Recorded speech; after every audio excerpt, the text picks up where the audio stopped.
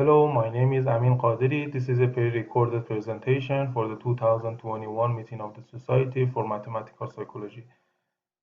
The title of my talk is Contralateral Oscillations Related to Modulation of Top-Down Attention in Perceptual Decision-Making, a Bayesian Hierarchical Diffusion Model, and EEG Analysis. I'm going to talk about drift diffusion, model fitting for spatial attention, EEG components, and finally multiple linear regression.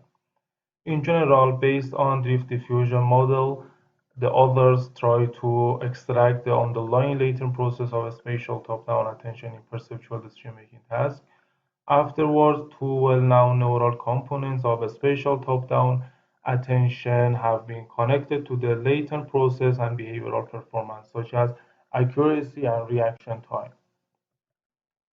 As you know, the most repeated type of decision is perceptual decision making. This decision usually gets involved in environmental evidence, attention accumulation, and motor response. The main goal of cognitive modeling is to extract some latent process and some latent components which manipulate condition of decision process. Generally, sequential sampling models such as DDM assume that the decision process is a noisy process of accumulating evidence.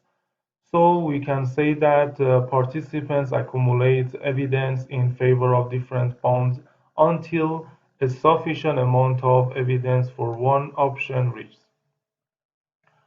In this slide, I try to talk about experimental overview. We tried to re-examine a public data set from an experiment on visual coherence and a spatial top-down cue in a phase car perceptual decision-making task. 16 participants with mean 25.9 years old did the task, and after pre-processing, 14 participants were remained.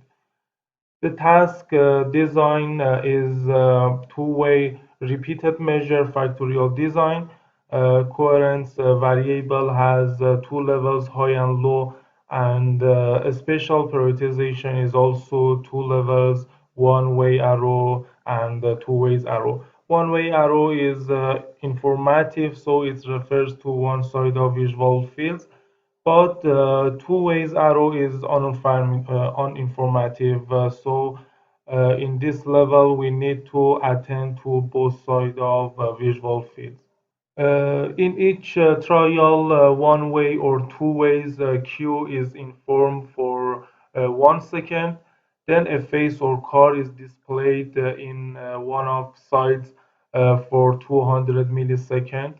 And therefore, subjects are asked to press a button whether they perceive the face or car. Coherence of stimuli are manipulated by high and low phase coherence. The data contains 36 trials for each condition, two levels for coherence, and also two levels for spatial attention, and finally two levels for stimuli, face or car. In general, for each subject, we have 288 trials that we can use them for further analysis. We use three-way repeated measure ANOVA for statistical analysis.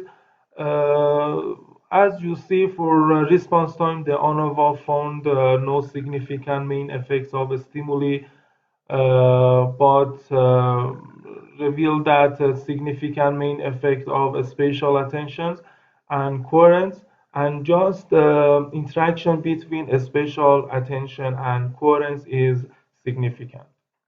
And as you can see, for accuracy, we have only significant effect for coherence. Additionally, we can say that a spatial top-down cue could lead to faster reaction time.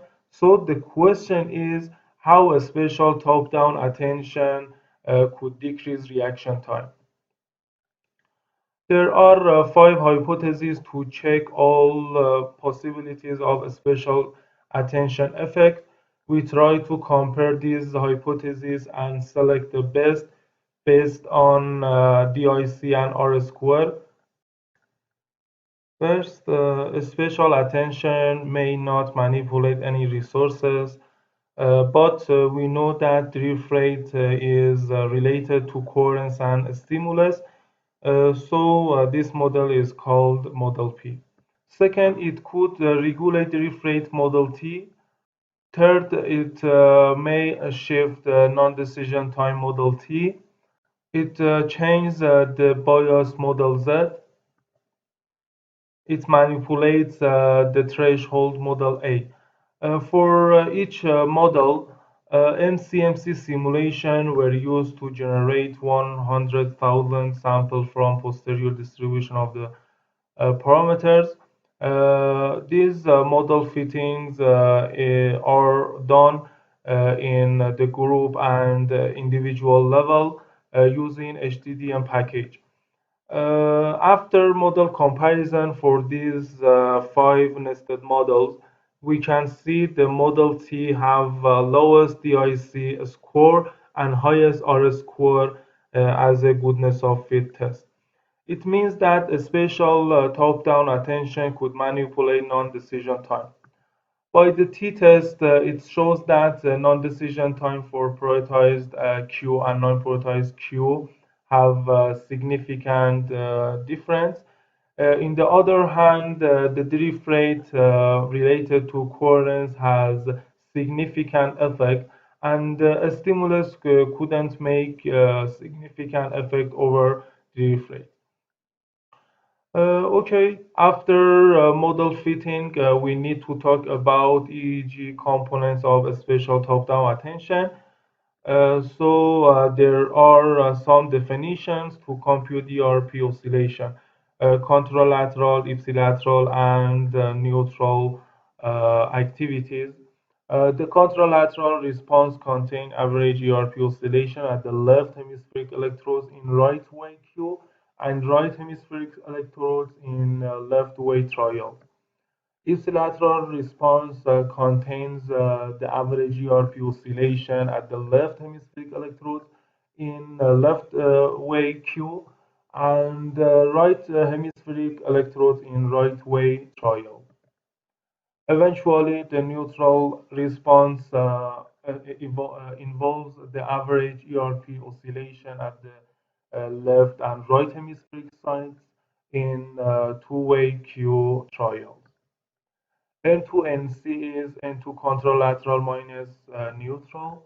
N2 NI is N2 ipsilateral minus neutral. ANC alpha bond contralateral minus neutral.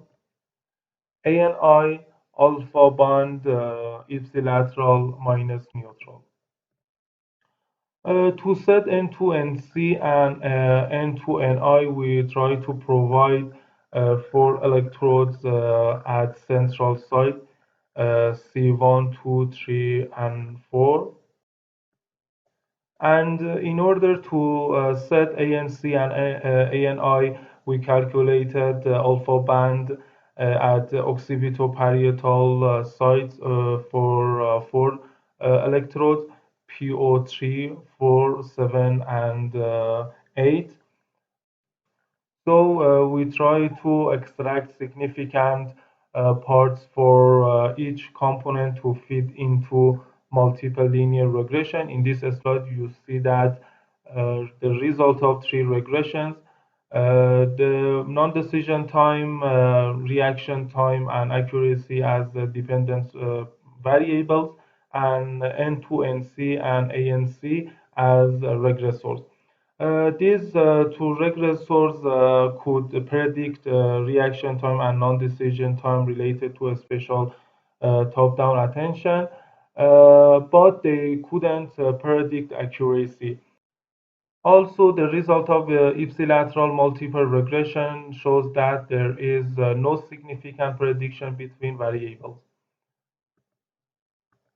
These findings displays that N2NC at central site predicted reaction time and non-decision time, and ANC power at occipitoparietal only predicted reaction time of special attention. Then the rule of contralateral activity was more important than ipsilateral activity. The more N2NC resulted, the more difference of non-decision time, and the more N2NC or ANC led to the more difference of reaction time associated with spatial top-down attention.